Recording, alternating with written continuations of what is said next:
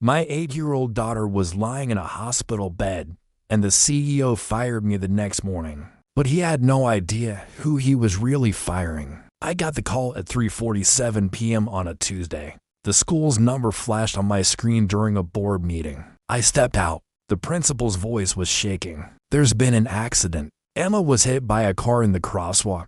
The ambulance is taking her to St. Mary's Hospital." I don't remember the drive. I don't remember parking. I just remember running through those automatic doors and seeing my wife's face completely pale, tears streaming down. Emma had a fractured skull, broken ribs, and internal bleeding.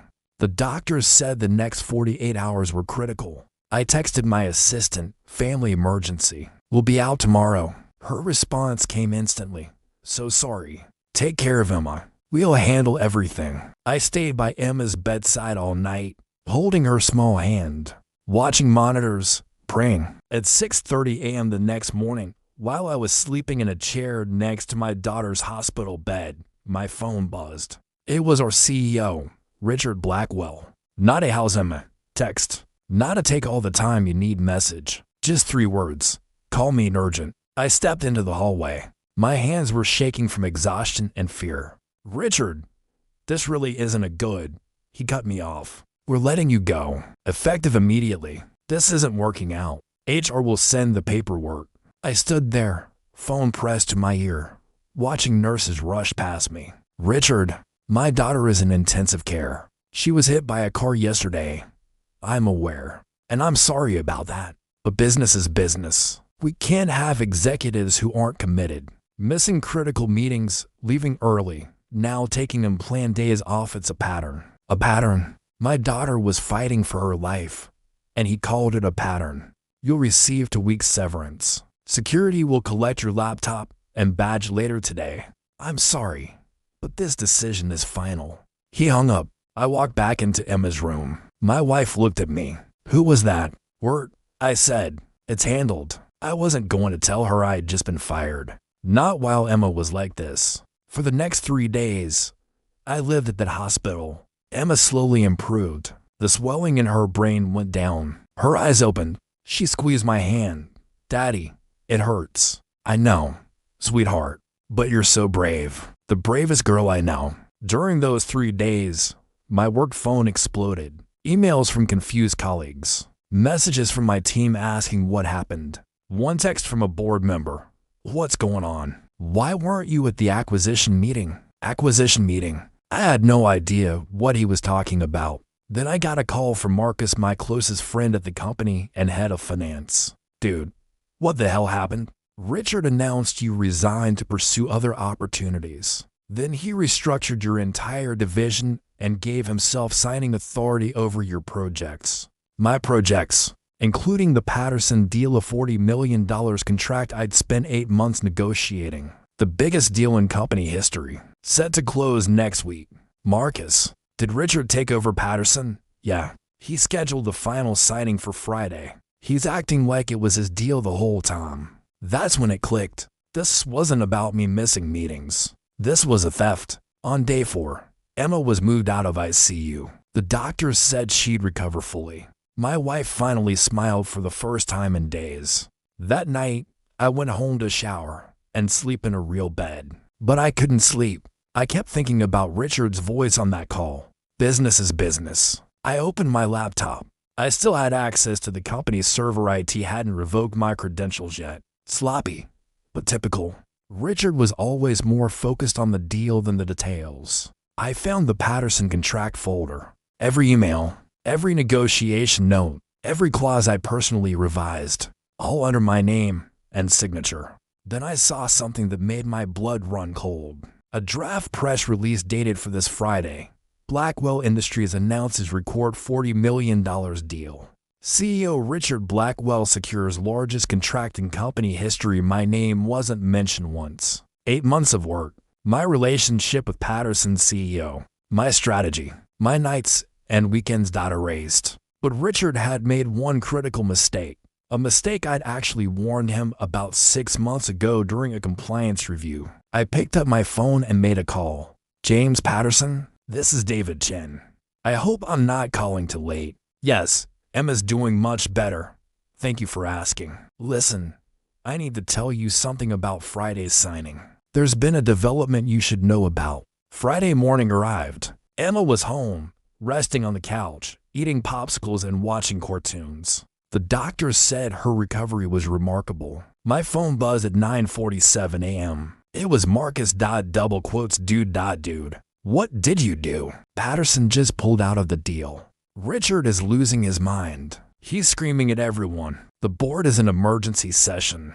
I smiled for the first time in a week. I didn't do anything, Marcus. I just made sure Mr. Patterson had all the relevant information. What information? The truth. That I was fired while my daughter was in the hospital. That Richard was taking credit for my deal. And most importantly, that the signing authority clause required approval from the original deal architect me since I held a specific title at contract initiation. Wait, you mean the contract is void without my signature? I wrote the protection clause into the deal specifically because I didn't trust Richard. He never read the fine print. And now Patterson knows Richard tried to steal credit for my work while my daughter was in ICU. Marcus was silent for a moment. Patterson's pulling the entire deal? Unless certain conditions are met. What conditions? I'll let Richard explain. He should be calling me any minute now. At 10:15 a.m., my phone rang. Richard Blackwell. I let it ring for times before answering. Hello, Richard. His voice was tight, controlled, barely containing rage. What did you tell Patterson? The truth. That you fired me while my daughter was in intensive care. That you took credit for my deal. That you violated the contract's authorization clause. You son of a... Careful, Richard. I'm recording this call. Silence. What do you want? What do I want? I want you to understand something. When you fired me in that hospital hallway, you said business is business. Remember that? I don't have time for... Patterson agrees to close the deal under 3 conditions. 1. I'm reinstated immediately with a formal apology from you and the board. 2. I receive full credit for the Patterson deal, in writing, including the press release. 3.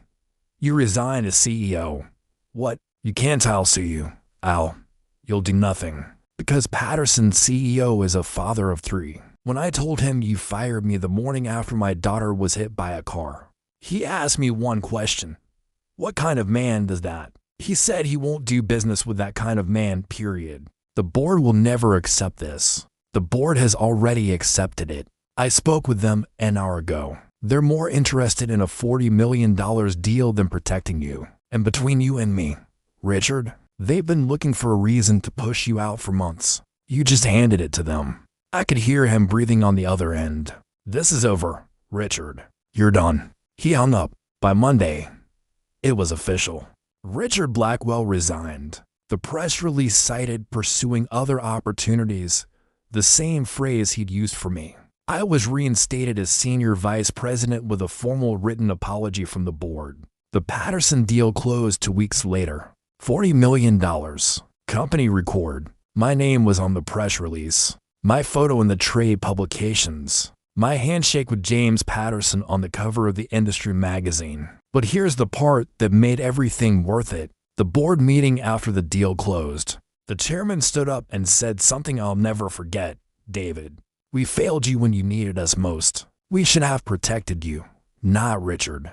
We're sorry? Then he announced my promotion to Chief Operating Officer, effective immediately. Richard's old office. Richard's old parking spot. Richard's old salary, plus 40%. But the real victory wasn't the promotion or the money. It was 3 weeks later, when Emma came to visit my new office. She walked in, looked around, and said, Daddy, this is really big. You must be really important. I picked her up, careful of her still healing ribs, and said, No, sweetheart, you're what's important. This is just a room. She hugged me tight and whispered, I love you, Daddy. That's when I knew I'd made the right choice. Not just in fighting back against Richard, but in showing my daughter that sometimes, when people try to break you at your lowest moment, you have to stand up. You have to fight back, not for revenge, but for dignity, for principle, for the people you love. Richard Blackwell now works for a competitor,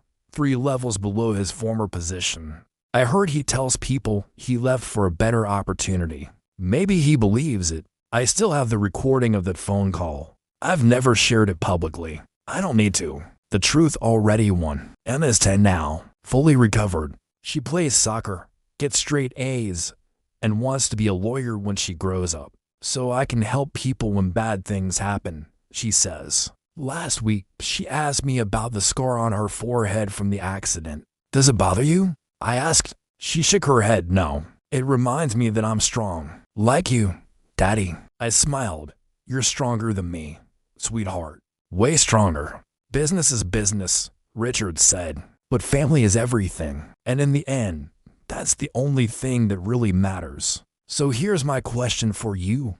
If you were in my position, with your daughter in the hospital and your boss firing you over the phone, what would you have done? Would you have fought back, or would you have walked away?